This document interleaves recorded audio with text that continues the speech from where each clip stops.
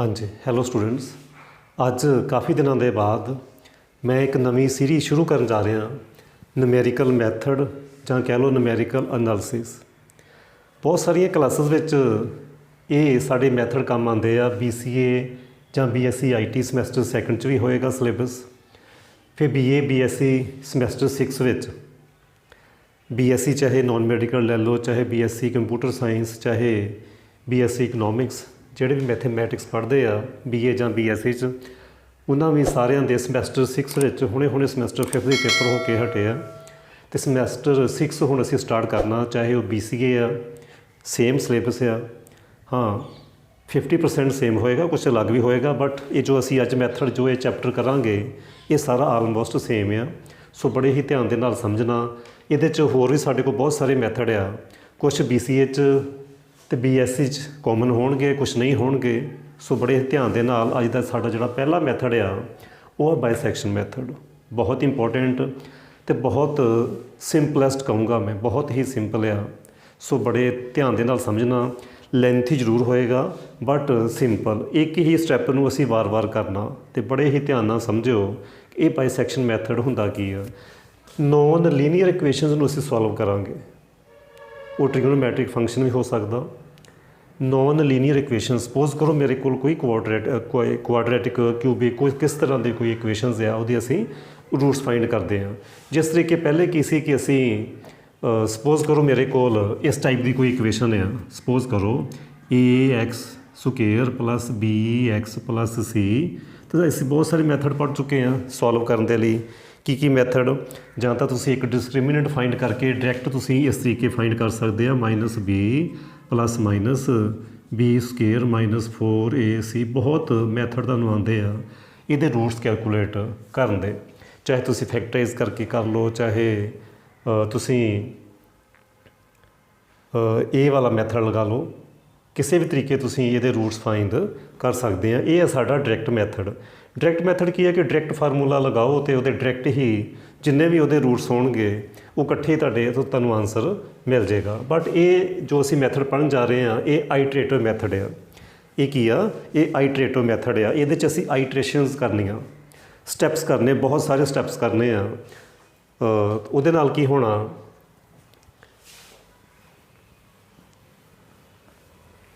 ਹਾਂਜੀ, ਕਿਸ ਤਰੀਕੇ ਸਟੈਪਸ ਕਰਨੇ ਆ ਉਹ ਬੜੇ ਧਿਆਨ ਨਾਲ ਸਮਝਣਾ।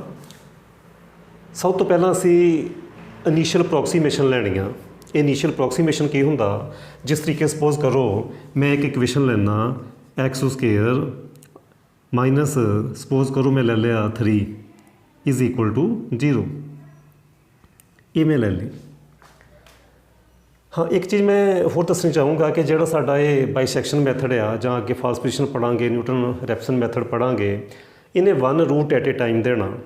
ਜਿੱਦਾਂ ਇਹਦੇ ਹੁਣ 2 ਰੂਟਸ ਹੋਣਗੇ ਬਟ ਇਸ ਮੈਥਡ ਨੇ 1 ਰੂਟ ਐਟ ਏ ਟਾਈਮ। ਜੋ ਅਸੀਂ ਡਾਇਰੈਕਟ ਮੈਥਡ ਅਪਲਾਈ ਕਰਦੇ all roots at a time, but only 1 root at a time. ਉਹ ਕੋਈ ਵੀ ਹੋ ਸਕਦਾ, 2 ਰੂਟਸ ਆਣੇ ਆ, ਉਹਨਾਂ 'ਚੋਂ ਕੋਈ ਇੱਦਾਂ ਇੱਕ ਰੂਟ ਪੋਜ਼ੀਟਿਵ ਹੋਏਗਾ, ਇੱਕ ਨੈਗੇਟਿਵ ਹੋਏਗਾ, ਬਟ ਇਹਨੇ ਐਟ ਏ ਟਾਈਮ ਇੱਕ ਹੀ ਆਨਸਰ ਦੇਣਾ। ਹੋਣਾ ਕੀ ਆ? ਹਾਂਜੀ, ਕੀ ਕਰਨਾ? ਇਨੀਸ਼ੀਅਲ ਅਪਰੋਕਸੀਮੇਸ਼ਨ ਕੀ ਹੁੰਦੀਆਂ? ਹੁਣ ਇੱਥੋਂ ਜੋ X ਦੀਆਂ ਵੈਲਿਊਜ਼ ਆਉਣੀਆਂ, ਜੇ ਤੁਸੀਂ ਡਾਇਰੈਕਟ ਦੇਖੋ ਤਾਂ ਕੀ ਆਉਣੀਆਂ? ਉਹ ਆਉਣਗੀਆਂ ਪਲੱਸ ਮਾਈਨਸ √3।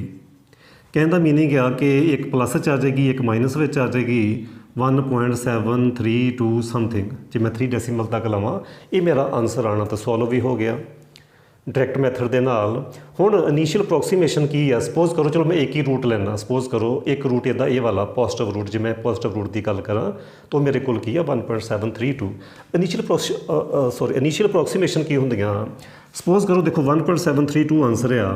ਇਨੀਸ਼ੀਅਲ ਅਪਰੋਕਸੀਮੇਸ਼ਨ ਕੀ ਆ? ਸਪੋਜ਼ ਕਰੋ ਜੇ ਮੈਂ X1 ਨੂੰ 1 ਲੈ ਲਵਾਂ, X2 ਨੂੰ ਮੈਂ 2 ਸਪੋਜ਼ ਕਰ ਲਾਂ। ਅਪਰੋਕਸੀਮੇਟਲੀ ਮੈਨੂੰ ਪਤਾ ਚੱਲ ਗਿਆ ਕਿ ਮੇਰਾ ਜੇ ਆਨਸਰ 1.732 ਆਉਣਾ ਮੀਨਸ ਕਹਿਣ ਦਾ ਕਿ 1 ਅਤੇ 2 ਦੇ ਵਿੱਚ ਆਨਸਰ ਆ ਰਿਹਾ, 1 ਅਤੇ 2 ਦੇ ਵਿੱਚ ਆ ਰਿਹਾ। ਅਪਰੋਕਸੀਮੇਟਲੀ ਅਸੀਂ ਉਹ ਪੁਆਇੰਟ ਲੱਭ ਲਈਏ ਕਿ ਜਿਹਦੇ ਵਿੱਚ ਆਨਸਰ ਲਾਈ ਕਰਦਾ ਹੋਵੇ, ਉਹਨਾਂ ਨੂੰ ਅਸੀਂ ਕਹਿੰਦੇ ਹਾਂ ਇਨੀਸ਼ੀਅਲ ਅਪਰੋਕਸੀਮੇਸ਼ਨ। 1 ਅਤੇ 2 ਦੇ ਵਿੱਚ ਆਨਸਰ ਆ ਰਿਹਾ, ਕਿੰਨਾ ਆ ਰਿਹਾ? 1.732। ਹੁਣ ਤੁਸੀਂ ਕਹੋਗੇ ਸਰ ਇਹ ਕੀ ਗੱਲ ਬਣੀ, ਸਾਨੂੰ ਆਨਸਰ ਤਾਂ ਗਿਵਨ ਹੋਣਾ ਨਹੀਂ, ਤਾਂ ਫਿਰ ਸਾਨੂੰ ਕਿਵੇਂ ਪਤਾ ਚੱਲੇਗਾ? ਉਹ ਸਾਰਾ ਕੁਛ ਅਸੀਂ ਪੜ੍ਹਾਂਗੇ। ਇਹੀ ਤਾਂ ਅਸੀਂ ਹੁਣ ਡਿਸਕਸ ਕਰਨਾ ਪਹਿਲਾਂ ਮੈਂ ਇਹ ਦੱਸ ਰਿਹਾ ਕਿ ਇਨੀਸ਼ੀਅਲ ਅਪਰੋਕਸੀਮੇਸ਼ਨ ਕਿਹਨੂੰ ਕਹਿੰਦੇ ਆ।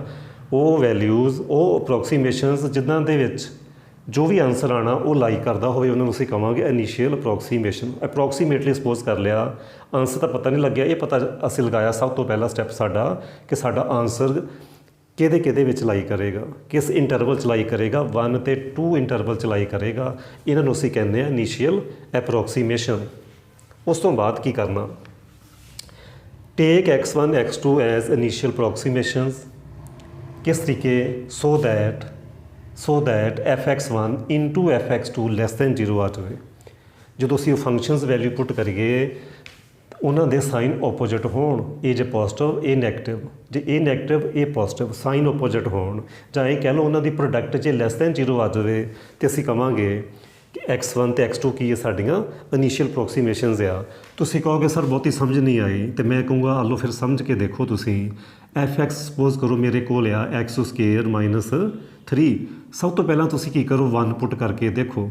1 ਪੁੱਟ ਕਰੋਗੇ ਤਾਂ ਤੁਹਾਡੇ ਕੋਲ ਆਏਗਾ -1। ਫਿਰ ਤੁਸੀਂ 2 ਪੁੱਟ ਕਰਕੇ ਦੇਖੋ, ਤੁਸੀਂ ਕਹੋਗੇ ਸਰ 4 - 3, ਇਹਦਾ ਆਨਸਰ ਆ ਗਿਆ 1। ਦੇਖੋ ਸਾਈਨ ਚੇਂਜ ਹੋ ਗਏ, ਇੱਥੇ ਸਾਈਨ ਚੇਂਜ ਹੋ ਗਏ। ਜੇ ਮੈਂ 1 ਪੁੱਟ ਕਰਦਾ ਫੰਕਸ਼ਨ 'ਚ ਤਾਂ ਮੇਰਾ ਆਨਸਰ -1 ਆ ਰਿਹਾ, ਜੇ ਮੈਂ 2 ਪੁੱਟ ਕਰਦਾ ਤਾਂ ਮੇਰਾ ਆਨਸਰ ਪੋਜ਼ਿਟਿਵ ਆ ਰਿਹਾ, ਇੱਥੇ ਨੈਗੇਟਿਵ ਆ ਰਿਹਾ ਸੀ। ਸੋ ਜੇ ਮੈਂ ਇਹਨਾਂ ਦੀ ਪ੍ਰੋਡਕਟ ਕਰਦਾ, ਜੇ ਮੈਂ f1 ਨੂੰ ਦੇਖੋ ਸਾਈਨ ਚੇਂਜ ਹੋ ਗਏ ਤਾਂ ਉਹਨਾਂ ਦੀ ਪ੍ਰੋਡਕਟ ਕੀ ਆਏਗੀ, ਲੈਸ ਦੈਨ 0। ਸੋ ਕਹਿਣ ਦਾ ਮੀਨਿੰਗ ਇਹ ਹੋਇਆ, ਕੀ ਪੁੱਟ ਕੀਤਾ ਇੱਥੇ 1 ਪੁੱਟ ਕੀਤਾ, 2 ਪੁੱਟ ਕੀਤਾ, ਸਾਈਨ ਓਪੋਜਿਟ ਹੋ ਗਏ। ਜੇ ਓਪੋਜਿਟ ਆ ਰਿਹਾ ਇਹਦਾ ਮੀਨਿੰਗ ਹੋ ਗਿਆ ਕਿ ਮੇਰੀ ਜਿਹੜੀ x1 ਦੀ ਵੈਲਿਊ ਆ ਉਹ 1 ਹੋਏਗੀ ਅਤੇ x2 ਦੀ ਵੈਲਿਊ ਹੋਏਗੀ 2, ਕਿਉਂਕਿ 1 ਪੁੱਟ ਕੀਤੇ ਆ ਆਨਸਰ ਨੈਗੇਟਿਵ, 2 ਪੁੱਟ ਕੀਤੇ ਆ ਪੋਜ਼ਿਟਿਵ। ਸੋ ਸਾਈਨ ਚੇਂਜ ਹੋ ਗਏ, ਜਿੱਥੇ ਸਾਈਨ ਚੇਂਜ ਹੋ ਜਾਣ ਉਹ ਅਸੀਂ ਲੈਣੀਆਂ ਇਨੀਸ਼ੀਅਲ ਅਪਰੋਕਸੀਮੇਸ਼ਨਸ। ਅਤੇ ਇੱਕ ਗੱਲ ਯਾਦ ਰੱਖਿਓ, ਇਹ ਇੱਕ ਥਾਂ 'ਤੇ ਨਹੀਂ ਹੋਏਗਾ। ਜੇ ਤੁਹਾਡੇ ਕੋਲ ਕੁਆਡਰੈਟਿਕ ਇਕੁਏਸ਼ਨ ਆ ਤਾਂ ਉਹ 2 ਥਾਵਾਂ 'ਤੇ ਚੇਂਜ ਹੋਣਗੇ। ਅਤੇ ਜ਼ਰੂਰੀ ਨਹੀਂ ਹੋ ਸਕਦਾ ਕਿ ਮੈਂ ਜੋ ਰੂਟ ਫਾਈਂਡ ਕੀਤਾ ਉਹ ਮੈਂ 1 ਅਤੇ 2 ਦੇ ਵਿੱਚ ਜਿਹੜਾ ਆਏਗਾ 1.732 ਉਹ ਫਾਈਂਡ ਕੀਤਾ। ਹੋ ਸਕਦਾ ਮੇਰੇ ਵਰਗਾ ਕੋਈ ਸੈਕਿੰਡ ਪਰਸਨ ਆ ਉਹ ਨੈਗੇਟਿਵ ਵੈਲਿਊਜ਼ ਲੈ ਲਵੇ, ਤਾਂ ਉਹਦਾ ਆਨਸਰ ਨੈਗੇਟਿਵ ਆ ਜਾਣਾ, ਉਹ ਦੂਸਰਾ ਰੂਟ ਫਾਈਂਡ ਕਰ ਰਿਹਾ ਹੋਏਗਾ। ਸੋ ਆਨਸਰ ਡਿਫਰ ਹੋ ਸਕਦੇ ਆ, ਕਿਉਂਕਿ ਇਹਦੇ ਆਨਸਰ 2 ਆ ਸਕਦੇ ਆ। ਇੱਦਾਂ ਹੀ ਜੇ ਤੁਹਾਡੇ ਕੋਲ ਕਿਊਬਿਕ ਇਕੁਏਸ਼ਨ ਆ ਉਹਦੇ ਆਨਸਰ 3 ਆ ਸਕਦੇ ਆ, 3 ਰੀਅਲ ਆਨਸਰ ਆ ਸਕਦੇ ਆ, ਬਟ ਤੁਸੀਂ ਉਹਨਾਂ 'ਚੋਂ ਇੱਕ ਫਾਈਂਡ ਕਰੋਗੇ ਬਾਈਸੈਕਸ਼ਨ ਮੈਥਡ ਦੀ ਹੈਲਪ ਦੇ ਨਾਲ। ਕਈ ਵਾਰੀ ਸਟੇਟਮੈਂਟ 'ਚ ਵੀ ਕਹਿ ਰਹੇ ਹੁੰਦੇ ਆ ਕਿ ਫਾਈਂਡ ਪੋਜ਼ਿਟਿਵ ਰੂਟ, ਕੀ ਕਹਿ ਰਹੇ ਹੁੰਦੇ ਆ ਕਈ ਵਾਰ, ਫਾਈਂਡ ਪੋਜ਼ਿਟਿਵ ਰੂਟ। ਹੁਣ ਉਮੀਦ ਹੈ ਕਿ ਤੁਹਾਨੂੰ ਸਮਝ ਆ ਗਈ ਹੋਏਗੀ ਕਿ ਇਨੀਸ਼ੀਅਲ ਅਪਰੋਕਸੀਮੇਸ਼ਨ ਕਿਵੇਂ ਲੈਣੀਆਂ। ਉਹਨਾਂ 2 ਵੈਲਿਊਜ਼ ਨੂੰ ਅਸੀਂ x1 x2 ਕਹਿਣਾ, ਸੋ ਦੈਟ ਉਹਨਾਂ ਦੇ ਸਾਈਨ ਓਪੋਜਿਟ ਹੋਣ। ਬਾਕੀ ਕੁਐਸਚਨਸ ਕਰਾਂਗੇ, ਸਮਝ ਆ ਜਾਊਗਾ। ਬੜੇ ਹੀ ਧਿਆਨ ਨਾਲ ਸਾਰਾ ਕੁਝ ਸਮਝਣਾ। ਹੁਣ ਨੈਕਸਟ x ਵੈਲਿਊ ਕਿਵੇਂ ਫਾਈਂਡ ਕਰਨੀ। ਹਾਂ, ਉੱਪਰ ਮੈਂ ਇਹ ਲਿਖਿਆ ਕਿ ਵਿਚ ensures that root lies between x1 and x2। ਜਿੱਦਾਂ ਮੈਂ ਇੱਥੇ 1 ਅਤੇ 2 ਲਿਆ, ਹਾਂ ਉਹ ਇਨਸ਼ੋਰ ਗਰੰਟੀ ਦੇ ਰਿਹਾ ਫਿਰ ਕੁਐਸਚਨ ਕਿ ਤੁਹਾਡਾ ਆਨਸਰ 1 ਅਤੇ 2 ਦੇ ਵਿੱਚ ਹੀ ਆਏਗਾ, ਇਨਸ਼ੋਰ ਕਰ ਰਿਹਾ। ਹਾਂਜੀ, ਉਸ ਤੋਂ ਬਾਅਦ ਕੀ ਕਰਨਾ ਅਸੀਂ, ਨੈਕਸਟ x ਵੈਲਿਊ ਕਿਵੇਂ ਫਾਈਂਡ ਕਰਨੀ ਆ। ਮੈਥਡ ਦਾ ਨਾਮ ਹੀ ਕੀ ਹੈ, ਬਾਈਸੈਕਸ਼ਨ ਮੈਥਡ। ਬਾਈਸੈਕਟ ਕਰਨਾ, ਉਹਦਾ ਮਿਡ ਪੁਆਇੰਟ ਫਾਈਂਡ ਕਰਨਾ, ਇਹ ਫਾਰਮੂਲਾ ਸਾਡਾ। ਜੇ x1 ਅਤੇ x2 ਮੇਰੀ ਇਨੀਸ਼ੀਅਲ ਅਪਰੋਕਸੀਮੇਸ਼ਨ ਆ, ਉਹ ਜੇ ਮੈਂ ਮਿਡ ਪੁਆਇੰਟ ਲੈ ਲਾਂ ਉਸ ਇੰਟਰਵਲ ਦਾ x1 + x2/2, ਉਹ ਜੋ ਮੇਰੀ ਨੈਕਸਟ ਜਿਹੜੀ x ਵੈਲਿਊ ਹੋਏਗੀ ਉਹਨੂੰ ਅਸੀਂ ਕਹਾਂਗੇ x3, ਇਹ ਸਾਡੇ ਕੋਲ ਬਾਈਸੈਕਸ਼ਨ ਫਾਰਮੂਲਾ, ਇਹ ਸਾਡੇ ਕੋਲ ਬਾਈਸੈਕਸ਼ਨ ਮੈਥਡ ਦਾ ਫਾਰਮੂਲਾ ਬਹੁਤ ਹੀ ਸਿੰਪਲ ਆ। ਇੱਕ ਵਾਰ ਤੁਸੀਂ ਸਮਝ ਲਿਓ, ਸਾਰੀ ਵੀਡੀਓ ਨੂੰ ਸਟਾਰਟਿੰਗ ਤੋਂ ਲੈ ਕੇ ਐਂਡ ਤੱਕ ਜ਼ਰੂਰ ਦੇਖਿਓ। ਅੱਛਾ, ਬਾਕੀ ਇਹ ਕੁਐਸਚਨ ਜਦੋਂ ਅਸੀਂ ਕਰਨਾ ਨਾ, ਜੇ ਕਿਤੇ ਸਟੈਪ ਗਲਤ ਵੀ ਹੋ ਗਿਆ, ਕਿਤੇ ਗਲਤੀ ਲੱਗ ਗਈ, ਆਪਣੇ ਆਪ ਬੋਲੂਗਾ ਕੁਐਸਚਨ ਕਿ ਮੈਂ ਗਲਤ 'ਚ ਆ ਰਿਹਾ, ਆਪਣੇ ਆਪ ਕੁਐਸਚਨ ਬੋਲ ਕੇ ਦੱਸੇਗਾ ਤੁਹਾਨੂੰ, ਇਹ ਮੇਰੀ ਗਰੰਟੀ ਆ। ਉਹ ਕੀ ਗੱਲਾਂ ਦਾ ਧਿਆਨ ਰੱਖਣਾ ਉਹ ਮੈਂ ਕੁਐਸਚਨ ਕਰਾਉਣ ਤੋਂ ਬਾਅਦ ਸਾਰੀਆਂ ਗੱਲਾਂ ਤੁਹਾਨੂੰ ਬਾਅਦ ਵਿੱਚ ਦੱਸਾਂ, ਕਿਉਂਕਿ ਇਹਨਾਂ ਵਿੱਚ ਇਹ ਕੁਐਸਚਨ ਲੈਂਥੀ ਆ, 4-4 5-5 ਪੇਜ ਭਰ ਜਾਂਦੇ ਜਦੋਂ ਕੁਐਸਚਨ ਕਰੀਦਾ। ਅਤੇ ਬਟ ਉਹ ਤੁਸੀਂ ਕੁਛ ਗੱਲਾਂ ਦਾ ਧਿਆਨ ਰੱਖਣਾ, ਜਿਹਦੇ ਨਾਲ ਜੇ ਕੋਈ ਕਿਤੇ ਗਲਤੀ ਲੱਗ ਵੀ ਗਈ ਤਾਂ ਤੁਹਾਨੂੰ ਉਦੋਂ ਹੀ ਪਤਾ ਚੱਲ ਜਾਣਾ ਕਿ ਮੈਂ ਗਲਤੀ ਕੀਤੀ। ਹੁਣ 3 ਪੋਸੀਬਿਲਿਟੀਜ਼ ਆ। ਫਸਟ, ਜੇ x3 ਜੋ ਤੁਸੀਂ ਫਾਈਂਡ ਕੀਤਾ, ਜੇ ਉਹ ਫੰਕਸ਼ਨ 'ਚ ਪੁੱਟ ਕਰੀਏ, ਜੋ ਵੀ ਤੁਹਾਡਾ ਫੰਕਸ਼ਨ ਆ, ਸਪੋਜ਼ ਕਰੋ fx ਤੁਹਾਡਾ ਫੰਕਸ਼ਨ ਆ, ਸਪੋਜ਼ ਕਰੋ fx ਆ ਤੁਹਾਡੇ ਕੋ ਫੰਕਸ਼ਨ, ਅਤੇ ਜੇ ਮੈਂ ਉਸ ਫੰਕਸ਼ਨ 'ਚ x3 ਜੋ ਇੱਥੇ ਕੈਲਕੂਲੇਟ ਕੀਤਾ ਪੁੱਟ ਕਰਦਾ, ਜੇ 0 ਆ ਗਿਆ ਤਾਂ ਅਸੀਂ ਕਹਾਂਗੇ ਦੈਨ ਉਹ ਰੂਟ ਆ। If not then fx1 into fx3 calculate ਕਰਾਂਗੇ ਅਸੀਂ। ਜੇ ਉਹ ਲੈਸ ਦੈਨ 0 ਆ ਜਾਂਦਾ, root lies in interval x1 and x3, ਜੇ ਇਹਨਾਂ ਦੀ ਪ੍ਰੋਡਕਟ ਲੈਸ ਦੈਨ 0 ਆ ਜਾਂਦੀ ਹੈ then root lies in interval x1 and x3।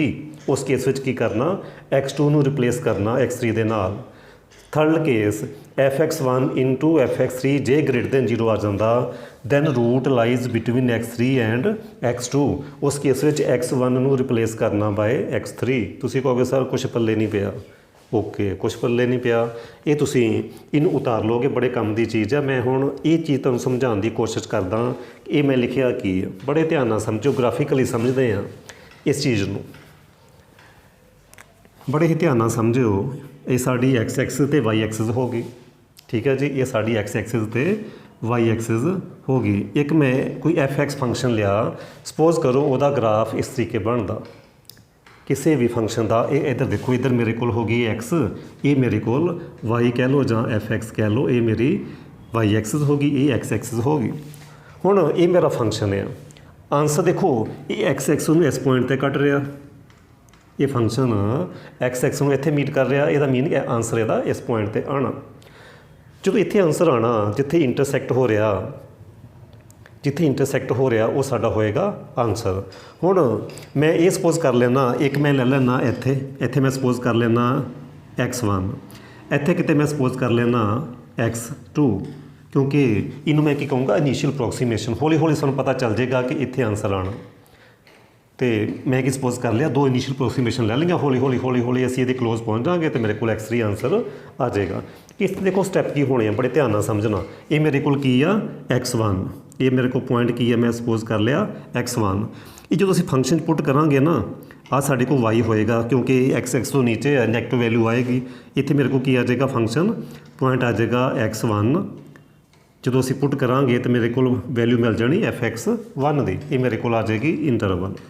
ਇੱਦਾਂ ਹੀ ਇਹ ਮੇਰੇ ਕੋਲ ਜੇ x2 ਆ, ਇਹਦੇ ਕੋਰਸਪੋਂਡਿੰਗ ਇਹ ਪੋਜ਼ਿਟਿਵ ਵੈਲਿਊ ਆਏਗੀ ਤੇ ਪੁਆਇੰਟ ਆ ਜਾਏਗਾ fx2। ਇਸ ਤਰੀਕੇ ਮੇਰੇ ਕੋਲ ਪੁਆਇੰਟ ਆ ਜਾਏਗਾ, ਕਿਉਂਕਿ ਇਹ y ਨੈਗੇਟਿਵ ਹੋਏਗੀ, ਕਿਉਂਕਿ ਓਰੀਜਨ ਤੋਂ ਨੀਚੇ ਆ, ਇਹ ਮੇਰਾ ਓਰੀਜਨ ਹੋ ਗਿਆ।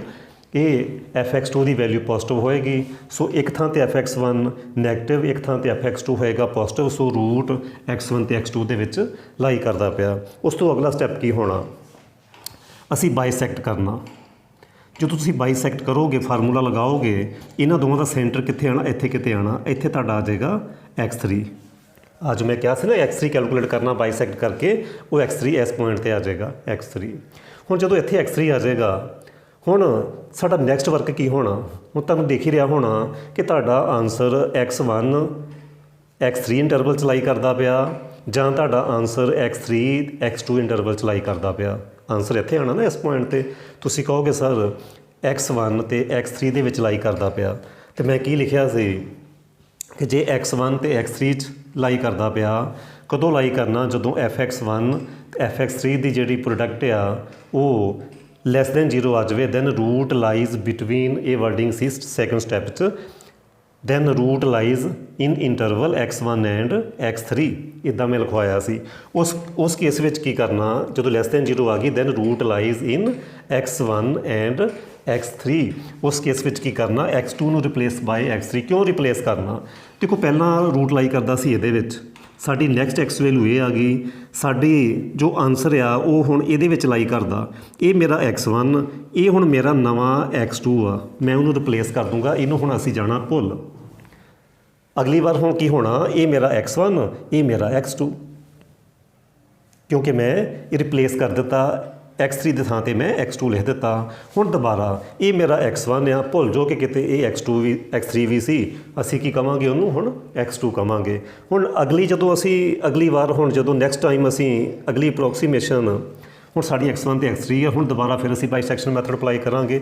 ਇਹਨਾਂ ਦਾ ਫਿਰ ਅਸੀਂ ਮਿਡ ਪੁਆਇੰਟ ਕੈਲਕੂਲੇਟ ਕਰਾਂਗੇ, ਉਹ ਇੱਥੇ ਕਿਤੇ ਆਉਣਾ ਮਿਡ ਪੁਆਇੰਟ, ਤੁਸੀਂ ਦੇਖ ਰਹੇ ਹੋਵੋਗੇ ਇਹਨਾਂ ਦਾ ਮਿਡ ਪੁਆਇੰਟ ਇੱਥੇ ਆਉਣਾ। ਇਹ ਕੀ ਆ ਜਾਏਗਾ, ਸਾਡੇ ਕੋਲ x3, ਨਵਾਂ x3 ਆ ਗਿਆ। ਅੱਛਾ, ਹੁਣ ਤੁਸੀਂ ਕਹੋਗੇ ਸਰ ਹੁਣ ਤਾਂ ਰੂਟ ਇਹਨਾਂ ਦੇ ਵਿੱਚ ਆ ਰਿਹਾ, x3 ਤੇ x2 ਇੰਟਰਵਲ 'ਚ ਆ ਰਿਹਾ, ਆਹ ਵਾਲਾ ਕੇਸ ਸੀ ਇਹ, ਠੀਕ ਹੈ ਜੀ, ਆਹ ਵਾਲਾ ਕੇਸ ਇੱਥੇ ਮੈਂ ਲਿਖਿਆ ਸੀ root lies between x3 and x2। ਹੁਣ ਕੀ ਹੋਣਾ, ਇਸ ਕੇਸ ਵਿੱਚ ਕੀ ਹੋਣਾ, ਹੁਣ ਸਾਡਾ ਰੂਟ ਇਹਦੇ ਵਿੱਚ ਆ ਰਿਹਾ, ਇਹ ਰੂਟ ਆ ਇਹਨਾਂ ਦੇ ਵਿੱਚ ਆ ਰਿਹਾ। ਹੁਣ ਮੈਂ ਇਹਨੂੰ x3 ਨਹੀਂ ਕਹੂੰਗਾ, ਹੁਣ ਮੇਰਾ ਇਹ ਹੋ ਗਿਆ x1, ਇਹ ਹੋ ਗਿਆ x2। ये हुण x1 ये हो गया x2। मैं की कीता x3 का नाम x1 रख दिता। की कीता सो x1 मैं रिप्लेस करता x3 दे नाल, जिथे x3 सी उत्थे मैं उन्होंने रिप्लेस करके x1 लिख दिता। देखो पहला बहुत दूर सी, हौली हौली हौली हौली असीं रूट दे क्लोज आ रहे हैं। हुण मेरी इंटरवल x1 नवीं इंटरवल x1 ते x2 फिर होगी। मैं इनू फिर बाईसैक्ट करांगा। हुण फिर मेरा आ देखो इत्थे नवां x3 मेरा इत्थे आ गया, x3 इत्थे मिल गया। हुण जदों इत्थे मिलिया हुण रूट x1 ते x3 दे विच लाई करदा। फिर मैं की करूँगा x3 नूं मैं x2 रिप्लेस कर दांगा इत्थे x2। हुण नवीं इंटरवल मेरी ए वाली होगी। अगेन बाईसैक्ट करूँगा, इत्थे आ जाऊँगा, फिर मैं बाईसैक्ट करूँ, इत्थे आ जाऊँ, हौली हौली हौली बिल्कुल उहदे क्लोज पहुँच जाऊँगा मैं। ये प्रोसीजर आ, ये जो मैं वर्डिंग लिखी आ, ये सानूं ये कुछ असीं करना, इसी थोड़ा प्रोसीजर किस तरीके असीं वर्क करना। हुण असीं एक एग्जाम्पल समझदे, एक क्वेश्चन समझांगे, फिर तुहानूं सारा प्रोसैस जिहड़ा वो समझ आना। उस तो पहलां मैं स्टैप दोबारा दसदा की स्टैप करने आ। मैं स्टैप दस देवां की स्टैप होणगे क्वेश्चन के अंदर, फिर तुहानूं थोड़ा ईजी रहेगा समझण दे लई। हाँ जी, की स्टैप होणगे। हाँ जी, सब तो पहलां असीं x1 ते x2 दो इनीशियल अप्रोक्सीमेशन लैणी आ। ठीक है जी। नैक्सट असीं f(x1) कैलकुलेट करना। f(x2) की जरूरत नहीं पैनी इस मैथड दे विच, उहनूं मैं कैलकुलेट नहीं करांगा। f(x1) कैलकुलेट कर लिया। फिर तुसीं बाईसैक्शन मैथड अप्लाई करना, x1 + x2/2 कैलकुलेट करना।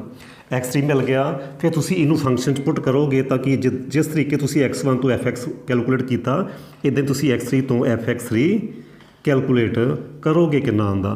फिर तुसीं की करोगे f(x1) नूं मल्टीप्लाई करके देखोगे f(x3) दे नाल।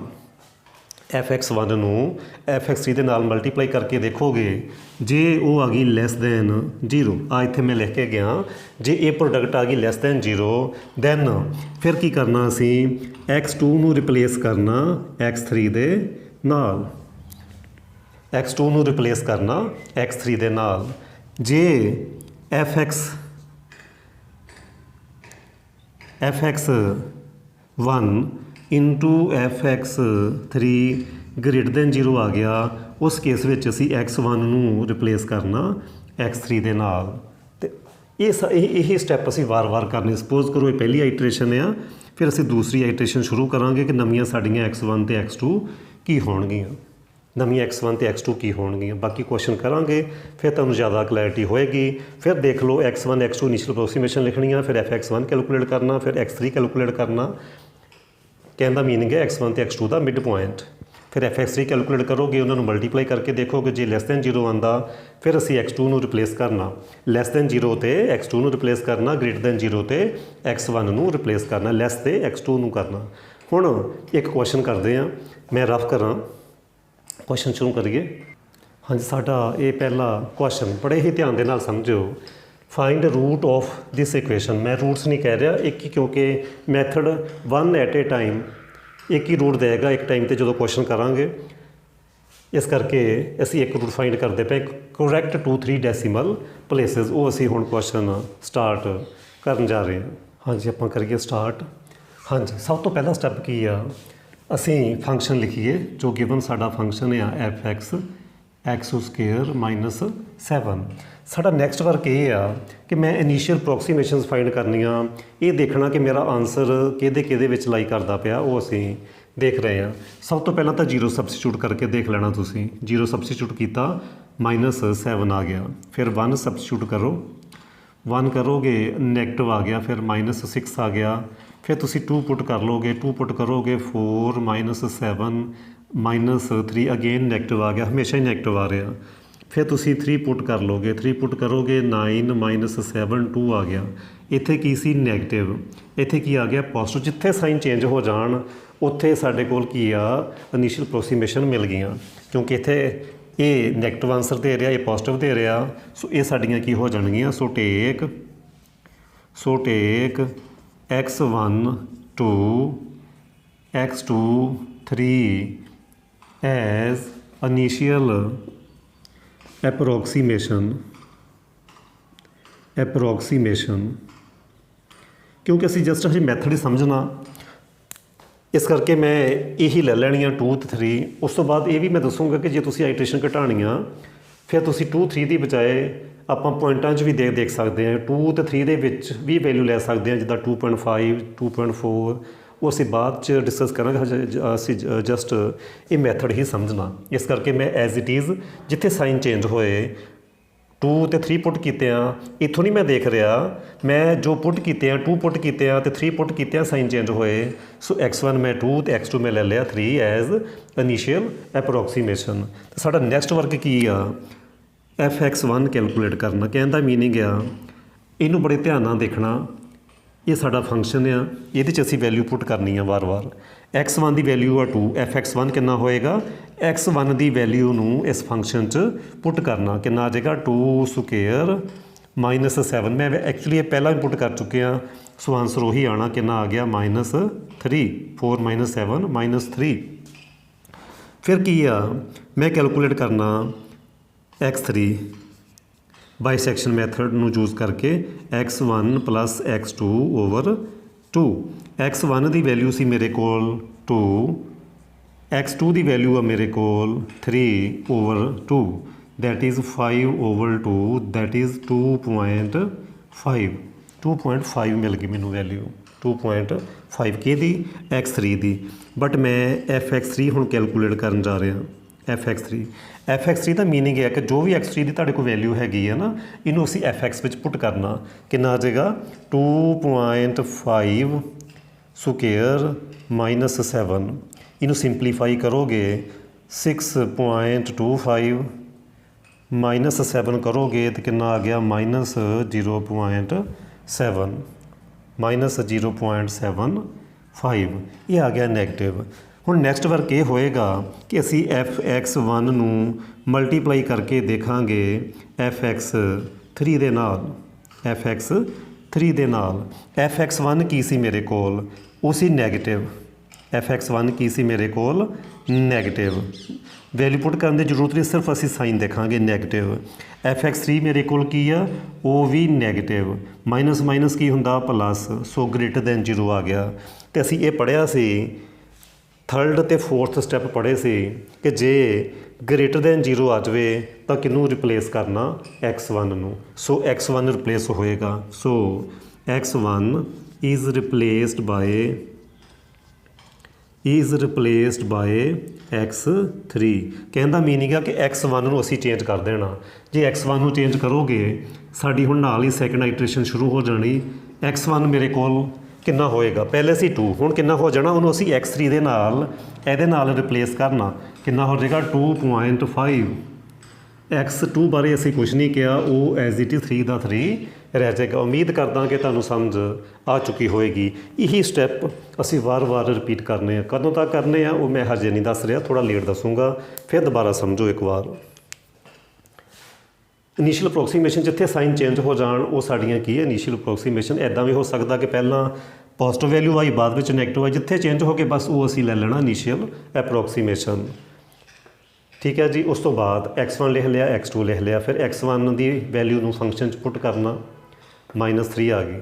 ਫਿਰ x3 ਕੈਲਕੂਲੇਟ ਕਰਨਾ, 2.5 ਆ ਗਿਆ। ਫਿਰ ਇਸ 2.5 ਨੂੰ ਪੁੱਟ ਕਰਨਾ ਫੰਕਸ਼ਨ 'ਚ, fx3 ਮਿਲ ਗਿਆ। ਫਿਰ ਇਸ fx1 ਨੂੰ ਤੇ fx3 ਨੂੰ ਮਲਟੀਪਲਾਈ ਕਰਨਾ।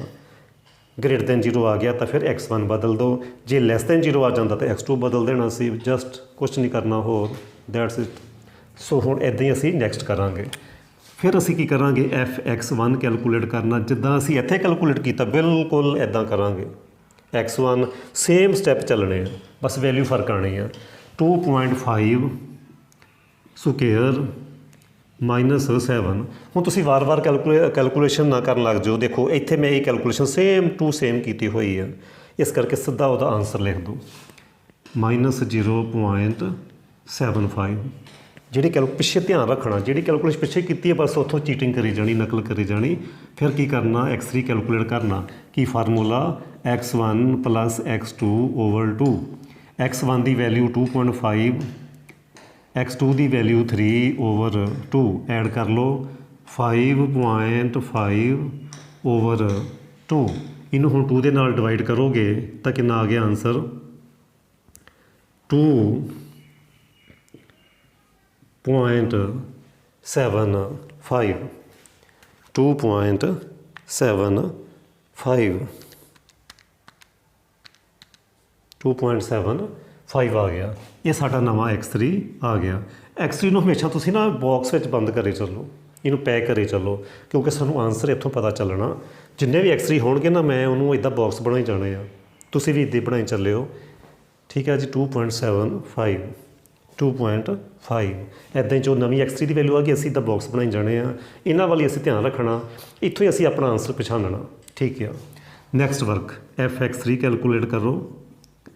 ਹਾਂਜੀ 2.75 ਸਕੁਏਅਰ ਮਾਈਨਸ 7 2.7 ਸਕੁਏਅਰ ਮਾਈਨਸ 7 ਇਹਨੂੰ ਕੈਲਕੂਲੇਟ ਕੀਤਾ ਤਾਂ ਇਹ ਮੇਰਾ ਜੋ ਆਨਸਰ ਆਇਆ ਉਹ ਆਇਆ ਜੀ 0.5625। ਨੈਕਸਟ ਹੁਣ ਮਲਟੀਪਲਾਈ ਕਰਕੇ ਦੇਖੋਗੇ fx1 ਨੂੰ fx3 ਦੇ ਨਾਲ।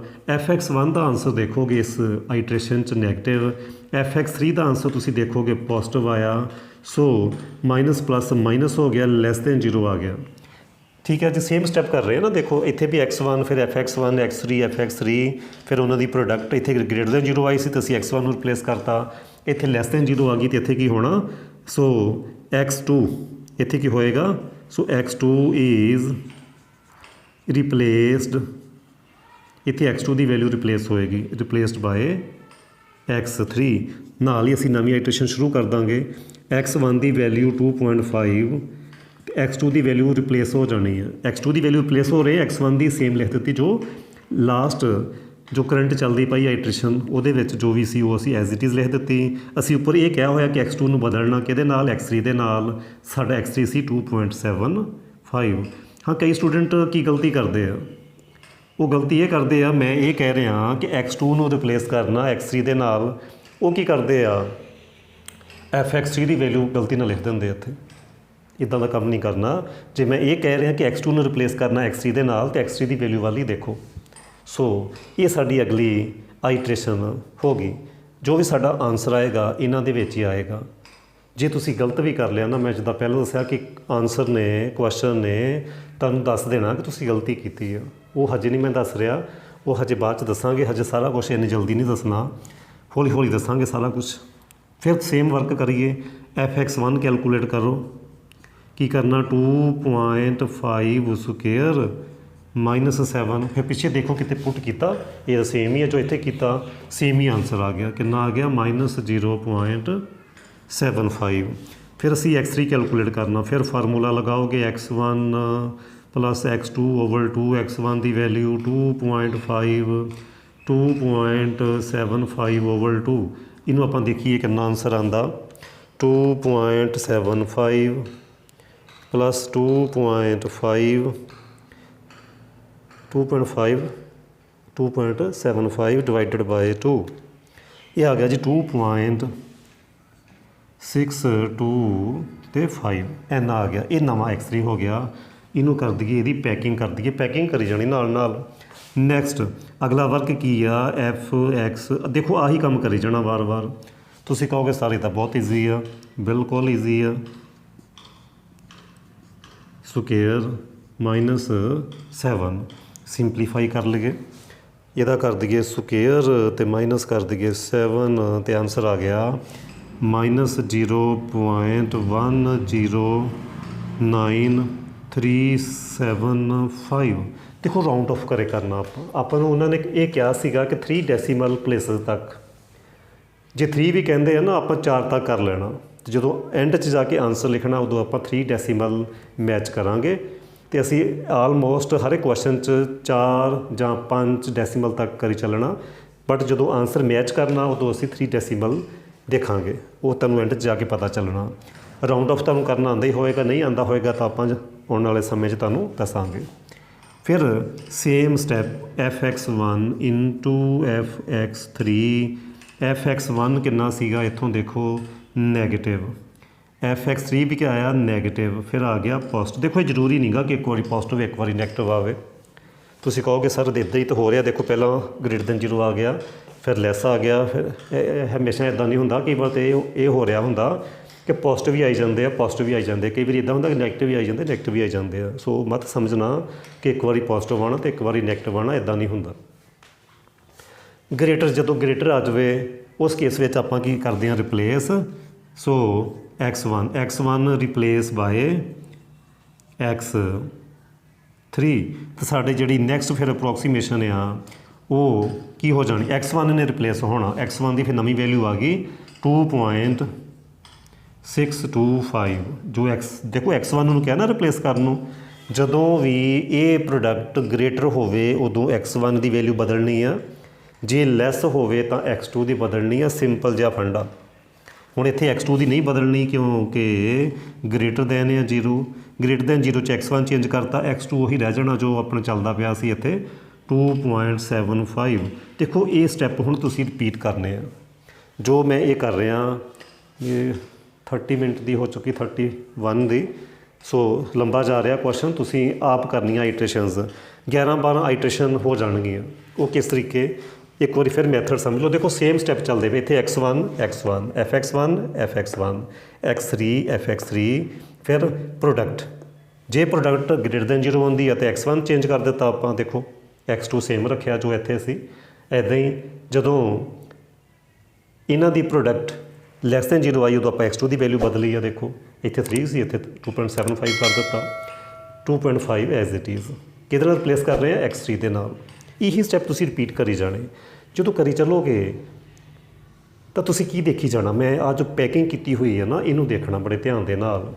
ਲਾਸਟ 2 ਜਿਹੜੀਆਂ ਤੁਹਾਡੀਆਂ ਆਈਟਰੇਸ਼ਨ ਆ, ਜਿੱਦਾਂ ਤੁਸੀਂ ਇੱਥੇ ਕੀਤਾ ਤਾਂ ਤੁਹਾਡਾ ਸੈਕਿੰਡ ਆਈਟਰੇਸ਼ਨ 2.75 ਆਇਆ, ਇੱਥੇ 2.625 ਆਇਆ। ਹੋਏਗਾ ਕੀ, ਜਦੋਂ ਤੁਸੀਂ ਚੱਲੀ ਗਏ ਕੀ ਹੋਣਾ, ਦੇਖੋ ਇਹ ਤੁਸੀਂ ਆਪ ਸਾਰਾ ਵਰਕ ਕਰਨਾ ਅਤੇ ਮੈਨੂੰ ਫਿਰ ਕਮੈਂਟ ਕਰਕੇ ਦੱਸਿਓ, ਚਾਹੇ ਤੁਸੀਂ YouTube 'ਤੇ ਚਾਹੇ ਇਸ ਨੰਬਰ 'ਤੇ।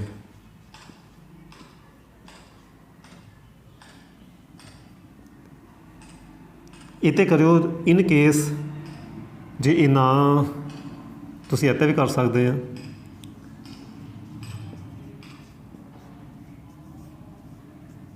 ਵੈਸੇ ਵੀ ਸਟੂਡੈਂਟ ਦਾ ਮੇਰਾ ਜਿਹੜੇ ਗਰੁੱਪ ਬਣੇ ਆ ਉਹ ਸਿਰਫ ਇੱਥੇ ਹੀ ਆ, ਇਸ ਕਰਕੇ ਤੁਸੀਂ ਉੱਪਰਲਾ ਯੂਜ਼ ਕਰਨਾ। ਇਹ ਮੇਰਾ ਪਰਸਨਲ ਆ, ਇਸ ਕਰਕੇ ਤੁਸੀਂ ਕੋਸ਼ਿਸ਼ ਕਰਨੀ ਹੈ ਕਿ ਮੈਸੇਜ ਇੱਥੇ ਹੀ ਕਰਨਾ। ਕੋਈ ਵੀ ਪ੍ਰੋਬਲਮ ਆਉਂਦੀ ਜਦੋਂ ਮਰਜ਼ੀ ਤੁਸੀਂ ਕਾਲ ਕਰ ਸਕਦੇ ਹੋ, ਕੋਈ ਪ੍ਰੋਬਲਮ ਨਹੀਂ। ਹਾਂਜੀ, ਮੈਂ ਕੁਝ ਦੱਸਣ ਜਾ ਰਿਹਾ ਸੀ ਕਿ ਇਹਦਾ ਕੁਐਸਚਨ ਦਾ ਐਂਡ ਕਿਸ ਤਰੀਕੇ ਕਰਨਾ।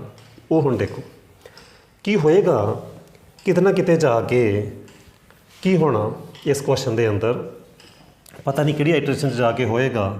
ਕਿਸੇ ਆਈਟਰੇਸ਼ਨ 'ਚ ਕੀ ਹੋਣਾ ਕਿ ਤੁਹਾਡੀ ਜੋ x3 ਦੀ ਵੈਲਿਊ ਆ ਨਾ, ਉਹ ਕੁਛ ਇੱਦਾਂ ਆ ਜਾਏਗੀ 2.6। ਇੱਕ ਗੈਸ ਜਿਹਾ ਲਾ ਰਹੇ ਹਾਂ, ਹੋ ਸਕਦਾ ਕੁਛ ਇੱਦਾਂ ਆ ਜਾਵੇ, ਹੋ ਸਕਦਾ ਇੱਥੇ ਕਿਤੇ 6 ਆ ਜਾਵੇ, ਇੱਦਾਂ ਹੋ ਸਕਦਾ ਕਿ ਅਗਲੀ ਆਈਟਰੇਸ਼ਨ 'ਚ ਉਹ x3 ਦੀ ਜਿਹੜੀ ਵੈਲਿਊ ਆ ਉਹ ਤੁਹਾਡੇ ਕੋਲ ਆ ਜਾਵੇ 2. ਜਸਟ ਇੱਕ ਆਈਡੀਆ ਦੇ ਰਿਹਾ ਮੈਂ ਤੁਹਾਨੂੰ। ਹੋ ਸਕਦਾ ਕਿ ਇੱਥੇ ਤੁਹਾਡੇ ਕੋਲ, ਚਲੋ ਇੱਥੇ ਸਪੋਜ਼ ਕਰੋ 4 ਆ ਗਿਆ, ਇੱਥੇ ਸਪੋਜ਼ ਕਰੋ 7 ਆ ਗਿਆ। ਇਸ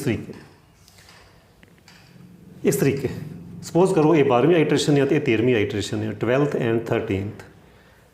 ਅਸੀਂ ਕੀ ਦੇਖ ਰਹੇ ਹਾਂ ਕਿ ਜੇ ਮੈਂ ਡੈਸੀਮਲ ਤੋਂ ਬਾਅਦ ਡਿਜਿਟ ਦੇਖਾਂ, 3 ਮੇਰੇ ਰਿਪੀਟ ਹੋ ਰਹੇ ਆ।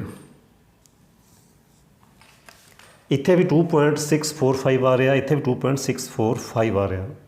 ਜੇ ਉਹਨਾਂ 3 ਡੈਸੀਮਲ ਪਲੇਸ ਕਿਹਾ ਸੀ ਨਾ, 3 ਡੈਸੀਮਲ ਪਲੇਸ ਕਿਹਾ ਸੀ, ਉਹ ਫਿਰ ਪੁਆਇੰਟ ਤੋਂ ਬਾਅਦ 3 ਡਿਜਿਟ ਜੇ ਸੇਮ ਆ ਰਹੇ ਆ ਤੁਹਾਡੇ, ਉਹੀ ਤੁਹਾਡਾ ਆਨਸਰ ਆ, ਉਹੀ ਤੁਹਾਡਾ ਕੀ ਹੋਏਗਾ ਆਨਸਰ। ਸੋ ਤੁਹਾਡਾ ਆਨਸਰ ਆ ਜਾਏਗਾ 2.645 ਆਨਸਰ ਆ ਜਾਏਗਾ ਤੁਹਾਡਾ। ਇਸ ਤਰੀਕੇ ਅਸੀਂ ਆਨਸਰ ਦੇਖਣਾ। ਮੈਂ ਫਿਰ ਰਿਪੀਟ ਕਰਦਾ, ਤੁਸੀਂ ਇਹ ਜੋ ਅਸੀਂ ਪੈਕਿੰਗ ਕਰੀ ਜਾਂਦੇ ਹਾਂ ਨਾ, x3 ਨੂੰ ਮਾਰਕ ਕਰੀ ਜਾ ਰਹੇ ਹਾਂ ਕਿ ਸਾਡੀ ਇਹ ਸਾਹਮਣੇ ਰਵੇ, ਸਾਨੂੰ ਦਿਖਾਈ ਦੇਵੇ ਡਾਇਰੈਕਟ। ਜਦੋਂ ਇਹ ਲਾਸਟ 2 ਆਈਟਰੇਸ਼ਨਸ 3 ਡੈਸੀਮਲ ਤੱਕ ਰਿਪੀਟ ਕਰ ਜਾਣ, ਰਿਪੀਟ ਹੋ ਜਾਣ, ਸੇਮ ਆ ਜਾਣ, ਉਸ ਕੇਸ ਵਿੱਚ ਅਸੀਂ ਕਹਿਣਾ ਕਿ ਸਾਡਾ ਆਨਸਰ ਆ ਚੁੱਕਿਆ। ਅਤੇ ਇੱਕ ਚੀਜ਼ ਦਾ ਹੋਰ ਖਿਆਲ ਰੱਖਣਾ ਤੁਸੀਂ, ਜਿਹੜੀ fx3 ਆ ਨਾ, ਬੜੇ ਧਿਆਨ ਨਾਲ ਸਮਝੋ। ਜਿੱਦਾਂ ਸੈਕਿੰਡ ਆਈਟਰੇਸ਼ਨ 0.5625 ਆ ਗਿਆ, ਇਹ ਨਾ ਡਿਕਰੀਜ਼ ਹੋਈ ਜਾਣਾ ਅੱਗੇ ਤੋਂ ਅੱਗੇ। ਇਹ ਗੱਲ ਦਾ ਖਿਆਲ ਰੱਖਣਾ।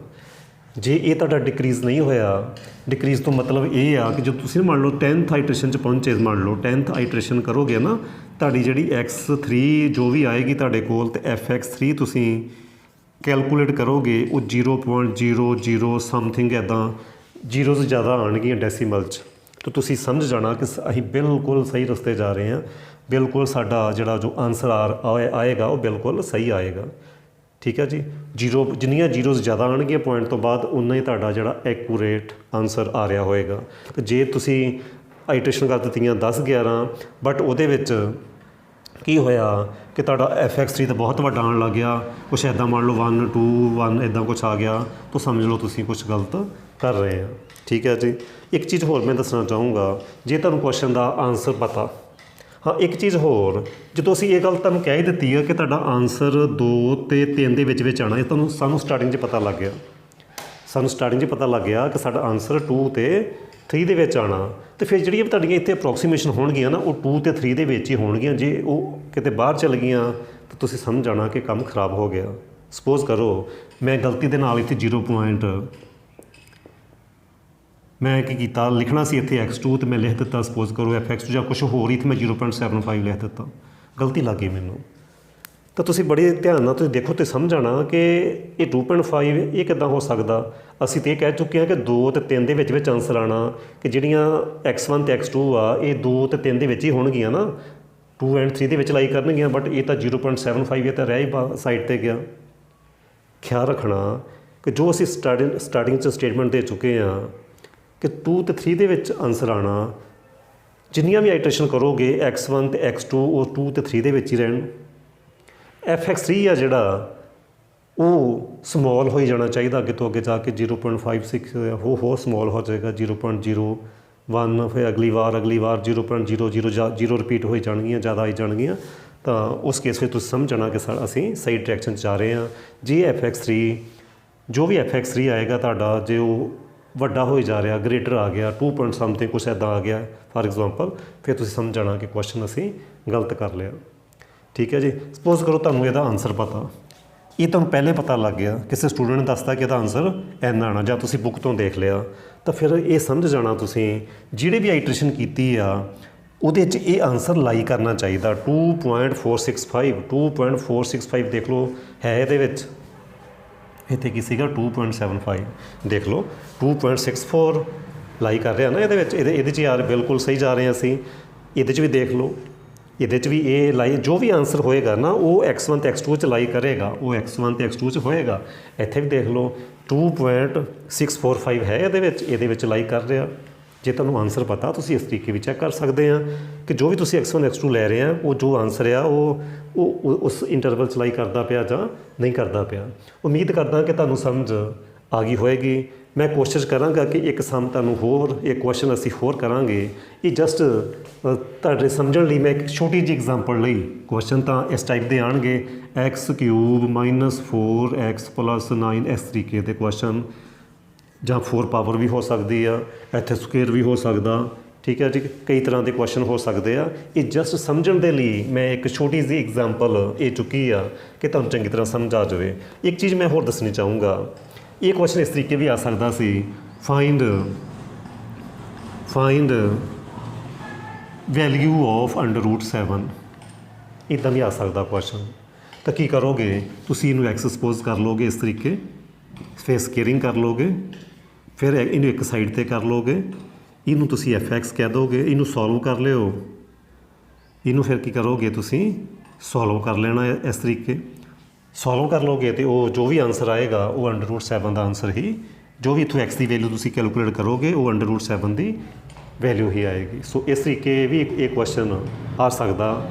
ਅਤੇ ਤੁਸੀਂ ਇਹ ਨਹੀਂ ਕਹਿਣਾ ਕਿ ਕੀਤਾ ਨਹੀਂ ਹੋਇਆ, ਤੁਸੀਂ √7 ਉਹਨੂੰ x ਸਪੋਜ਼ ਕਰਕੇ ਤੁਸੀਂ ਇਸੇ ਬਾਈਸੈਕਸ਼ਨ ਮੈਥਡ ਅਪਲਾਈ ਕਰ ਦਿਓ, ਉਹ ਤੁਹਾਡਾ ਆ ਜਾਏਗਾ ਆਨਸਰ।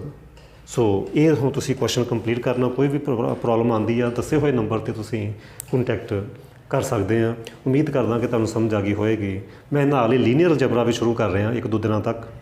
ਇਹ ਮੈਥਡ ਕਰਨ ਤੋਂ ਬਾਅਦ ਨਾਲ ਹੀ ਮੈਂ ਉਹ ਅਲੱਗ ਪਲੇਲਿਸਟ ਬਣਾ ਦੂੰਗਾ, ਇਹ ਅਲੱਗ ਬਣਾ ਦੂੰਗਾ, ਪਰ ਚੈਨਲ ਨੂੰ ਸਬਸਕ੍ਰਾਈਬ ਜ਼ਰੂਰ ਕਰ ਲਿਓ। ਮੈਂ ਇਹ ਦੇਖ ਰਿਹਾ ਕਿ 50% ਦੇ ਆਸ-ਪਾਸ ਜਿਹੜੇ ਆ ਸਟੂਡੈਂਟ ਉਹ ਸਬਸਕ੍ਰਾਈਬ ਕਰ ਰਹੇ ਆ, ਜਿਹੜੇ ਦੂਸਰੇ ਆ ਉਹ ਸਬਸਕ੍ਰਾਈਬ ਨਹੀਂ ਕਰਦੇ ਪਏ, ਐਜ਼ ਇਟ ਇਜ਼ ਉੱਦਾਂ ਹੀ ਪੜ੍ਹੀ ਜਾ ਰਹੇ ਆ, ਬਟ ਸਬਸਕ੍ਰਾਈਬ ਕਰੋ। ਕਿਉਂਕਿ ਜੇ ਮੈਂ ਕਈ ਮੇਰੀਆਂ ਵੀਡੀਓਜ਼ ਇੱਦਾਂ ਦੀਆਂ ਜਿਨ੍ਹਾਂ ਦੀ ਮੈਂ ਪਲੇਲਿਸਟ ਬਣਾਉਂਦਾ ਹੀ ਨਹੀਂ, ਸੋ ਉਹ ਤੁਹਾਡੇ ਤਾਈਂ ਹੋ ਸਕਦਾ ਵੀਡੀਓ ਪਹੁੰਚਣ ਹੀ ਨਾ।